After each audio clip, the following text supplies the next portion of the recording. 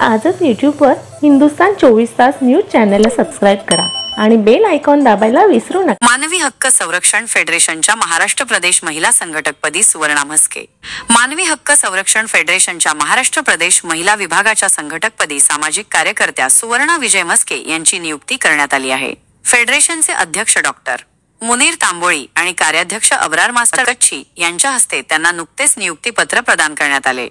यावेळी राष्ट्रीय जनसंपर्क अधिकारी राज सदावर्ते उपस्थित होते। समाजात महिलांच्या हक्कांसाठी लढणाऱ्या आणि त्यांना सक्षम बनवण्याच्या दिशेने कार्यरत असणाऱ्या म्हस्के यांच्यासारख्या अनुभवी व्यक्तिमत्वाची निवड संघटनेच्या कार्याला नवी दिशा देईल अशी अपेक्षा आहे। त्यांच्या नियुक्तीमुळे महिलांच्या समस्या अधिक प्रभावीपणे मांडल्या जातील आणि त्यांच्या सक्षमीकरणाच्या कार्याला अधिक गती मिळेल असा विश्वास संघटनेने व्यक्त केला आहे। या निवडीबद्दल बोलताना सुवर्णा म्हस्के यांनी मानवी हक्कांचे संरक्षण करणे आणि विशेषतः महिलांना त्यांचे हक्क मिळवून देण्यासाठी कटिबद्ध राहीन असे सांगितले। समाजातील प्रत्येक घटकापर्यंत पोहोचून त्यांना न्याय मिळवून देण्यासाठी प्रयत्नशील राहण्याचा निर्धारही त्यांनी व्यक्त केला। आजच यूट्यूबवर हिंदुस्तान 24 तास न्यूज चॅनलला सबस्क्राईब करा आणि बेल आयकॉन दाबायला विसरू नका।